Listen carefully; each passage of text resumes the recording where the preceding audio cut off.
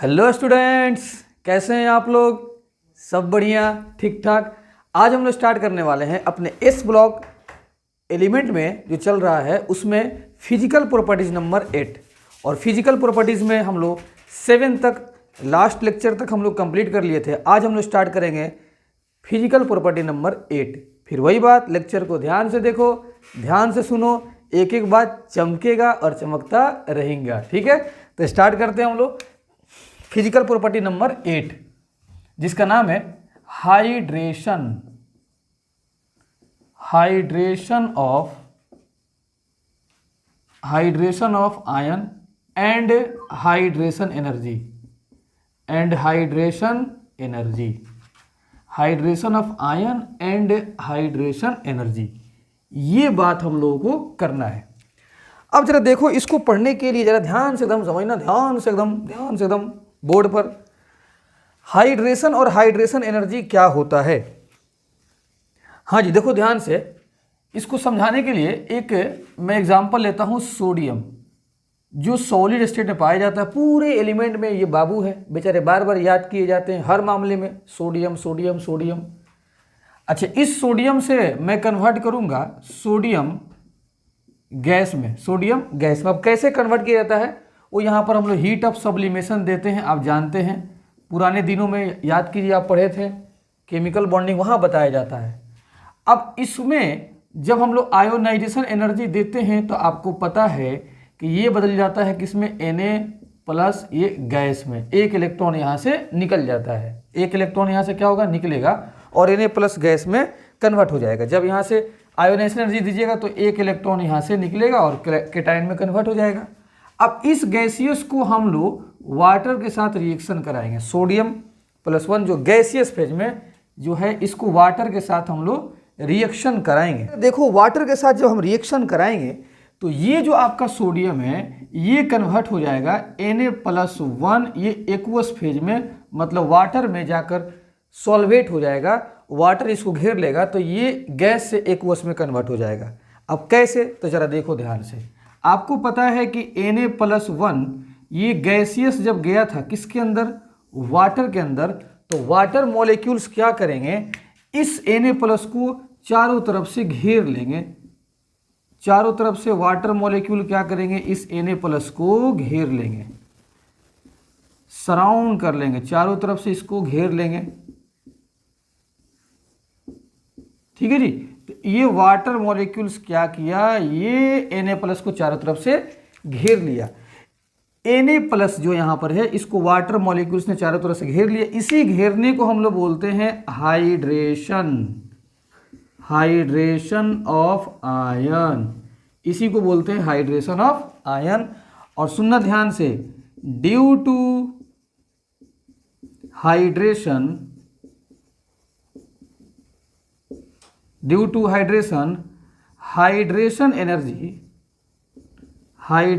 Energy is released. इसी hydration की वजह से हाइड्रेशन एनर्जी निकलता है। आप जानते हो कि जब किसी मॉलिक्यूल के साथ फोर्स ऑफ अट्रैक्शन लगता है, क्योंकि यहाँ Na+ के चारों तरफ से वाटर मॉलिक्यूल चिपके हुए हैं, चिपकने का मतलब फोर्स ऑफ अट्रैक्शन है। जब फोर्स ऑफ अट्रैक्शन होता है तो एनर्जी निकलता है, एनर्जी क्या होगा, निकलेगा। उसी को बोलते हैं हाइड्रेशन एनर्जी। कहानी समझ में आ गई? ये Na+ जो गैस था वाटर में मिलकर Na+ एक्वस बनाया, और Na+ एक्वस का मतलब यही होता है कि ये गैस के चारों तरफ वाटर मॉलिक्यूल सराउंड कर लेंगे, घिर जाएंगे। इसी घिरने को बोलते हैं हाइड्रेशन ऑफ आयन, और इसके दौरान क्या होगा, हाइड्रेशन एनर्जी निकलेगा। अब जरा देखते हैं हाइड्रेशन एनर्जी के बारे में कुछ बात यहाँ पर जरा समझते हैं। देखो ध्यान से, जितना इस केटायन का साइज, Na+ का साइज, मतलब यहाँ पर जो केटायन है, आयन का साइज जितना छोटा होगा यहाँ पर, उतना हाइड्रेशन एनर्जी ज़्यादा होगा। मतलब रेडियस यहाँ पर जो केटायन है जितना डिक्रीज होगा, जितना छोटा होगा, उतना हाइड्रेशन ज़्यादा होगा, उतना ज़्यादा वाटर मॉलिक्यूल घेरेगा। जाहिर सी बात है, छोटा होगा, बहुत सारे वाटर मॉलिक्यूल्स उसको घेर लेंगे। ठीक है जी, तो जितना छोटा होगा केटायन का साइज, हाइड्रेशन उतना ही ज़्यादा होगा। जब हाइड्रेशन ज़्यादा होगा तो हाइड्रेशन एनर्जी मतलब He उतना ज़्यादा निकलेगा। अब एक और फैक्टर, ये तो पहला फैक्टर हो गया ए, दूसरा फैक्टर और है जो हाइड्रेशन एनर्जी को बढ़ाता है, चार्ज। अगर जितना ज़्यादा चार्ज ऑन आयन, आयन पर जितना ज़्यादा चार्ज बढ़ेगा उतना क्या होगा जी, हाइड्रेशन होगा बाबा, उतना ज़्यादा हाइड्रेशन होगा, और जितना ज़्यादा हाइड्रेशन होगा उतना हाइड्रेशन एनर्जी निकलेगा। ठीक है जी, बात आई समझ में? फिर से सुनो, इसका साइज जितना छोटा उतना वाटर मॉलिक्यूल्स घेरेंगे, जितना वाटर मॉलिक्यूल्स घेरेंगे उतना हाइड्रेशन होगा, जितना हाइड्रेशन होगा उतना हाइड्रेशन एनर्जी निकलेगा। देखो निकल रहा है। और जितना आयन पर चार्ज बढ़ेगा उतना हाइड्रेशन बढ़ेगा और उतना ज़्यादा हाइड्रेशन एनर्जी निकलेगा। और इतना हाइड्रेशन एनर्जी निकलेगा, इतना हाइड्रेशन एनर्जी निकलेगा कब? साइज को घटाने से, चार्ज को बढ़ाने से, कि इलाका धुआं धुआं धुआं हो जाएगा। इतना ज़्यादा हाइड्रेशन एनर्जी निकलेगा कि धुआं धुआं हो जाएगा। बात आई समझ में रे? अब देखिए इधर, तो इसको दिमाग में फिट कर लीजिए और यहीं से पूरा आपका क्वेश्चन सॉल्व होगा। तो मैं इस बात को आगे और बढ़ाता हूँ, पहले इतना आप आराम से छापिए और बातों को लिखिए।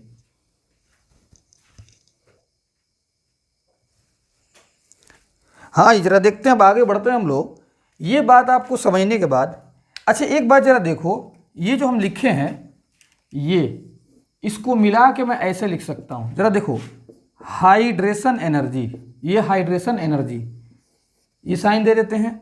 ऊपर में करता हूँ चार्ज और नीचे में करता हूँ साइज, ताकि एक ही बॉक्स में दोनों ए और बी दोनों फैक्टर शामिल हो जाए। चार्ज बढ़ेगा, हाइड्रेशन एनर्जी बढ़ेगा, साइज घटेगा, हाइड्रेशन एनर्जी घटेगा, बढ़ेगा। साइज घटेगा, हाइड्रेशन एनर्जी बढ़ेगा। देखो साइज घटने पर हाइड्रेशन एनर्जी बढ़ रहा है, तो इस दोनों पॉइंट को हम एक बॉक्स में लिख दिए हैं। अब जरा देखो क्वेश्चन, सबसे पहले जरा देखिए ध्यान से, यहाँ पर हम बात करते हैं ग्रुप नंबर 1 का। ग्रुप नंबर 1 में जरा देखो, Li+1, Na+1, K+1, रुबिडियम+1, सीजियम+1। आपको बताना है इसमें हाइड्रेशन एनर्जी का ऑर्डर, हाइड्रेशन एनर्जी का ऑर्डर। तुम बताओ, चार्ज सब में सेम है, जब चार्ज सेम है तो साइज देखेंगे, साइज जितना बढ़ेगा उतना हाइड्रेशन एनर्जी घटेगा। तो सबसे ज़्यादा हाइड्रेशन एनर्जी किसका होगा? Li+1 का, क्योंकि इसका साइज छोटा है। फिर Na+1, फिर K+1, फिर Rb+1, फिर Cgm+1, और इसको बना लो बॉक्स। यही है आपका आंसर। आया समझ में? अच्छा अब देखो दूसरा एग्जाम्पल, ग्रुप नंबर 2 का बात कर लिया जाए। देखो जी, ग्रुप नंबर 2 में बेरिलियम यहाँ +2, Mg+2, Ca+2,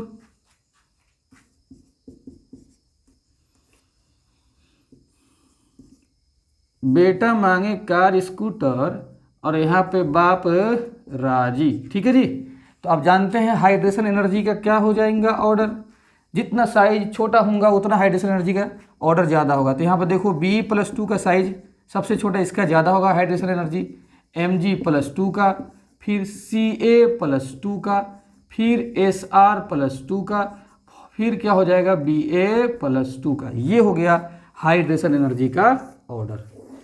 तो हाइड्रेशन भी समझ गए और हाइड्रेशन एनर्जी का ऑर्डर भी समझ गए। अच्छा एक बात जरा बताइए, एक बार जरा देखो ध्यान से, Na+1 और Mg+2, ये हो गया आपका ग्रुप नंबर 1 वाला, और ये हो गया आपका ग्रुप नंबर 2 वाला। ठीक है जी, तो बताओ इस दोनों में चार्ज ज़्यादा कहाँ है? क्योंकि चार्ज बदल रहा है, तो चार्ज बढ़ने से हाइड्रेशन एनर्जी बढ़ता है। तो इस केस में अगर देखा जाए हाइड्रेशन एनर्जी का ऑर्डर, तो किसको आप दीजिएगा ज़्यादा? Mg+2 का। यहाँ पर चार्ज वाला ही फैक्टर देखेंगे, साइज का फैक्टर मत लगाइएगा। आप इसको जल्दी से छाप लीजिए।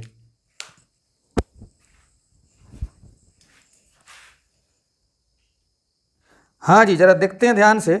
इसी के अंदर एक और टॉपिक के बारे में जरा चर्चा कर लिया जाए जो काफ़ी इंपॉर्टेंट है, जिसका नाम है हाइड्रेटेड रेडियस। क्या नाम है जी? Hydrated radius.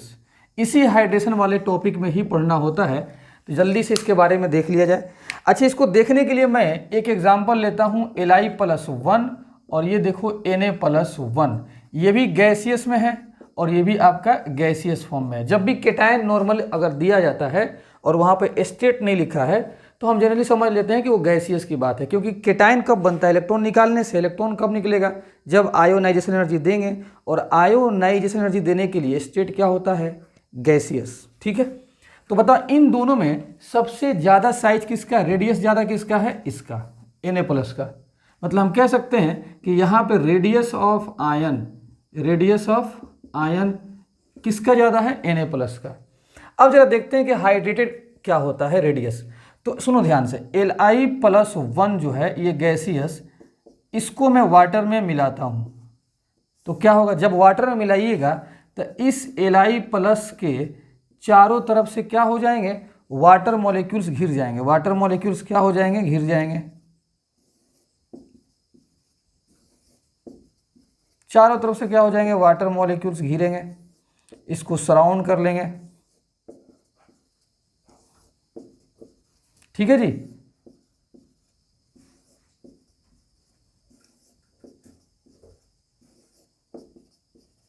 बाबा कितना गोला गोला बना रहे हैं सर। अरे गोला गोला बनाते रहो, घबराओ मत। पृथ्वी गोल है, जिंदगी गोल है। ठीक है जी। तो इसको बोलते हैं हाइड्रेशन हुआ। क्या हुआ जी, हाइड्रेशन। क्या हो गया, हाइड्रेशन। ठीक है। अच्छा, अब जरा देखिए सर Na+, यहाँ देखिए सर Na+ से क्या होगा, बड़ा है। देखो लिथियम से थोड़ा सा बड़ा बनाओ, और साइज बड़ा होने से तुम जानते हो कि हाइड्रेशन क्या हो जाएगा, घट जाएगा। साइज बड़ा होने से हाइड्रेशन घटता है, मतलब वाटर मॉलिक्यूल कम इसको सराउंड करेंगे, वाटर मॉलिक्यूल कम सराउंड करेंगे। ठीक है जी। तो ये मान लेते हैं ऐसे सराउंड कर लिया। ठीक है। तो जरा देखो ध्यान से, आपको मैं पहले बता दिया हूं कि रेडियस ऑफ आयन अगर इंक्रीज करता है तो आपको तो पता ही है कि हाइड्रेशन क्या होगा, हाइड्रेशन घटेगा। रेडियस ऑफ आयन बढ़ने से हाइड्रेशन घटेगा। तो हाइड्रेशन बताओ घट गया, तो ज़्यादा हाइड्रेशन कहाँ है, यहाँ पर है, क्योंकि इसका साइज क्या है, छोटा। जब छोटा साइज होगा तो हाइड्रेशन ज़्यादा होगा। और इसी को बोलते हैं, देखो ये एक स्फेरिकल फॉर्म में मिल रहा है आपको, तो इसी को बोलते हैं हाइड्रेटेड रेडियस। हाइड्रेटेड रेडियस, ऐसा रेडियस जब आपका ये आयन सराउंड हो गया एक्वस, मतलब किससे, वाटर मॉलिक्यूल से, तो जो आपका ये दिख रहा है रेडियस, माने स्फीयर टाइप का दिख रहा है, इसी रेडियस को बोलते हैं हाइड्रेटेड रेडियस, मतलब वाटर के घिरने के बाद। और ये भी क्या हो जाएगा, इसका हाइड्रेटेड रेडियस हो जाएगा, हाइड्रेटेड रेडियस। तो आफ्टर हाइड्रेशन, हाइड्रेशन के बाद जो रेडियस मिल रहा है उसको बोलते हैं हाइड्रेटेड रेडियस, हाइड्रेटेड रेडियस। तो ध्यान से सुनना, साइज ऑफ आयन बढ़ने से हाइड्रेशन घटेगा, और जब जितना कम हाइड्रेशन होगा तो ये जो स्फीयर बन रहा है वाटर मॉलिक्यूल्स घिरने के बाद, तो वो उसका भी साइज क्या होगा, कम। तो साइज ऑफ आयन बढ़ने से हाइड्रेशन घटा, और हाइड्रेशन घटने से हाइड्रेटेड रेडियस भी क्या होगा, हाइड्रेटेड रेडियस भी घट जाएगा। इस बात को याद रखिएगा। ठीक है। आयन का साइज बढ़ने से हाइड्रेशन घटा, हाइड्रेशन घटने से हाइड्रेटेड रेडियस घटेगा, हाइड्रेटेड रेडियस घटेगा। अब बताओ, इसमें आयन का साइज Na+ का ज़्यादा है, जब इसका साइज ज़्यादा है तो इसका हाइड्रेटेड रेडियस कम हो जाएगा। ठीक है जी। तो कहने का मतलब कि Li+aqueous, अब एक्वस दे दो, क्यों, क्योंकि अब ये वाटर से घिर गया है, तो इसमें बात होगा Li+aqueous में बात होगा हाइड्रेटेड रेडियस का, और Na+1 aqueous, क्योंकि अब ये एक्वस मतलब वाटर से घिर गया है, तो यहाँ पे जो रेडियस होगा उस रेडियस का नाम होगा हाइड्रेटेड रेडियस, हाइड्रेटेड रेडियस। तो जरा बताओ, ये है आयन का रेडियस जो गैस फॉर्म में है, तो इसमें Na का साइज ज़्यादा है, तो इसका हाइड्रेटेड रेडियस कम हो जाएगा। तो किसका ज़्यादा हो जाएगा, Li+1 का। कोई दिक्कत, बात आ गई समझ में, समझ में आ गई। जरा देखो यहाँ से, आयन का साइज बढ़ने से हाइड्रेशन घटा, और हाइड्रेशन के घटने से हाइड्रेटेड रेडियस भी घट जाएगा। तो आयन का साइज Na+ का ज़्यादा है, तो इसका हाइड्रेटेड रेडियस घट जाएगा, कम हो जाएगा। एकदम ध्यान से सुनो, बहुत ही आसान है, कन्फ्यूजिया मत जाना, बहुत आसान है। ठीक है जी, जल्दी से छापो।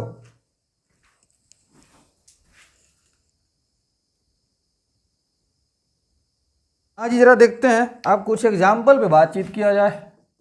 आप देखो जी, ये गैसियस फेज में दिया है, गैसियस फेज में Li+1 Na+1 K+1 Rb+1 Cgm+1, ये जो आपका केटाइन जो दिया है ये गैसियस फॉर्म में है, मतलब तुम इसके बारे में जानते हो पहले से।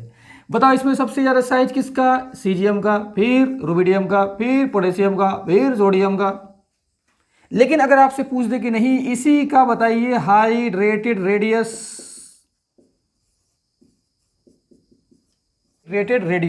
ये गैसियस में रेडियस है, ऑर्डर रेडियस ऑफ आयन हो गया। ठीक है जी, और रेडियस ऑफ आयन का मतलब गैसियस फॉर्म की बात चलती है। लेकिन इसका बताना है हाइड्रेटेड रेडियस। अब तुम जानते हो कि जितना आयन का साइज छोटा रहेगा उतना ज्यादा वाटर मॉलिक्यूल उसको घेर लेगा, तो रेडियस बढ़ जाएगा। कौन सा? हाइड्रेटेड। तो किसका ज्यादा हो जाएगा? Li+1 का, Na+1 का, K+1 का, Rb+1 का, फिर Cgm+1 का, उल्टा कर देना है। ठीक है। अच्छा, एक और एग्जांपल जरा देखो। अगर आपसे कोई कहता है कि Be+2, डायरेक्ट हम दे रहे जी, डायरेक्ट, कन्फ्यूजिया मत जाना, direct Be+2 aqueous Mg+2 aqueous Ca+2 aqueous Sr+2 aqueous Ba+2 aqueous. आप सबको पता है कि ये एक्वस फॉर्म में है, मतलब ये जितने भी केटायन है सब वाटर से घिर चुके हैं। तो जब वाटर से घिर चुके हैं तो इसके पास कौन सा रेडियस आएगा? इनके पास हाइड्रेटेड रेडियस आएगा। कौन सा? Hydrated radius. ठीक है। अब देखो, हाइड्रेटेड रेडियस का आपको ऑर्डर बताना है, तो आपको पता होना चाहिए कि आयन का रेडियस जितना छोटा रहेगा उतना हाइड्रेटेड रेडियस ज़्यादा होगा। तो जल्दी से यहाँ से आयन निकाल लो। Be+2 Mg+2, इसको देखकर Ca+2 Sr+2 Ba+2 तुम देख के निकाल लिए। और ये किस फेज में होते हैं? गैसियस फेज में। किस में? गैसियस में। अब बता, इसमें रेडियस किसका ज़्यादा है? इसका, फिर इसका, फिर इसका, फिर इसका, इतना निकाल लो। अब तुमको एक्वस दिख ही रहा है, इसका मतलब कि हाइड्रेटेड है, एक्वस का मतलब हाइड्रेटेड। तो अब जो इसका ऑर्डर है उसका उल्टा कर दो इसका ऑर्डर। बात आ गई समझ में? और तुम डायरेक्ट यहां से बना सकते थे। तुमको पता है कि आयन का साइज जितना छोटा होगा उतना हाइड्रेटेड रेडियस एक्वस वाला बड़ा होगा। आप सबको पता है कि Be+2 का साइज छोटा होता है, तो एक्वस वाला साइज क्या हो जाएगा? बड़ा हो जाएगा।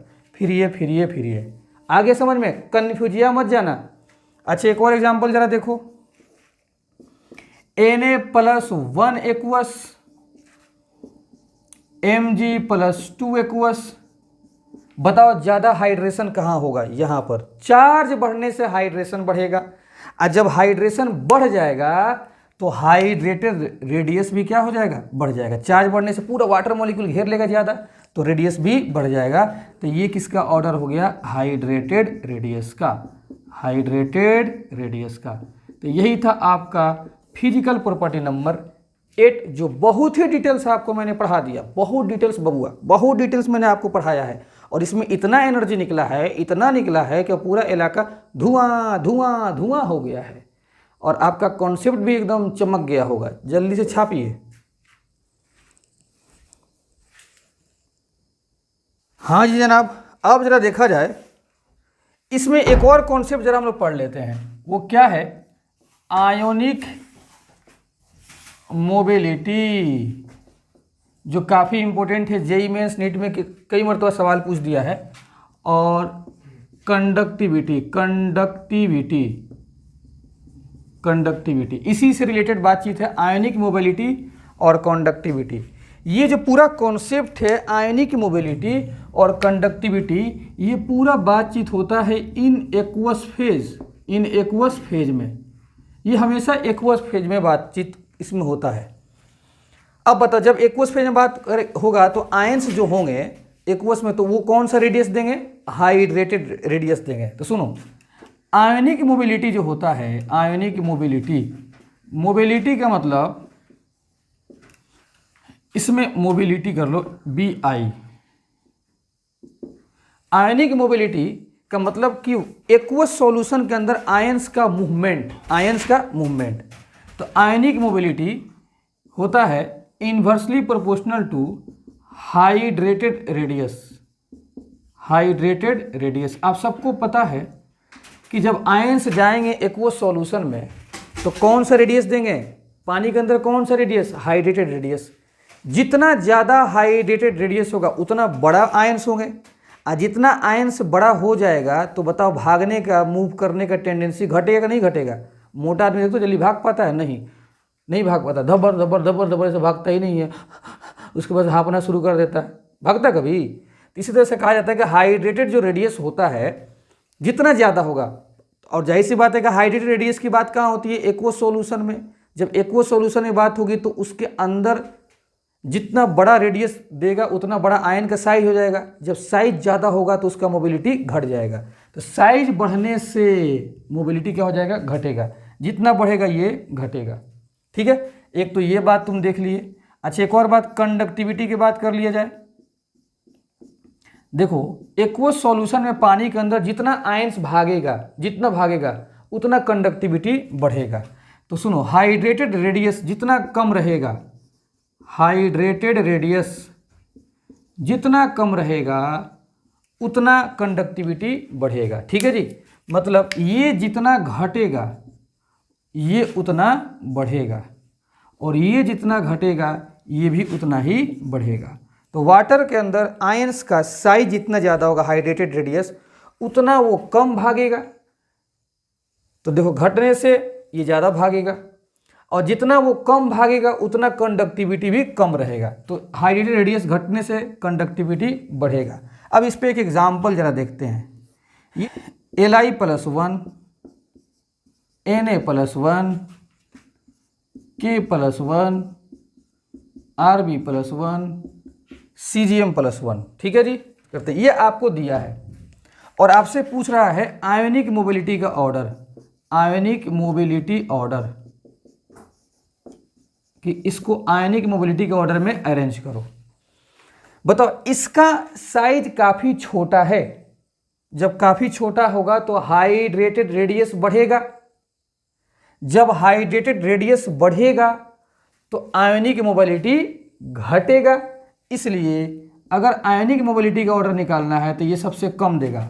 फिर क्या देगा? Na+1, फिर K+1, फिर Rb+1, फिर Cgm+1। जिसका बड़ा साइज है ना उसका हाइड्रेटेड रेडियस कम रहेगा। जब कम रहेगा तो पानी के अंदर उसका साइज रहेगा छोटा। जब छोटा रहेगा तो जल्दी फुर फुर फुर भागेगा, और जब फुर फुर भागेगा तो कंडक्टिविटी भी क्या होगा? ज़्यादा होगा। तो कंडक्टिविटी का भी ऑर्डर बता दो क्या होगा? कंडक्टिविटी का ऑर्डर, आयोनिक मोबिलिटी बढ़ने से कंडक्टिविटी भी बढ़ता है। देखो सेम ऑर्डर है, सेम बात है। तो कंडक्टिविटी का भी ऑर्डर वही होगा, Na+, K+, Rb+, Cgm+। ये था आपका एक इंपॉर्टेंट कॉन्सेप्ट जो मैंने बहुत ही अच्छे के साथ, बहुत अच्छे से डिस्कस किया। इस कॉन्सेप्ट को ध्यान से देख लो, नोट्स प्रॉपर बनाओ और ध्यान से समझने की कोशिश करो। फिर हम मिलते हैं नेक्स्ट लेक्चर में। Okay, thank you.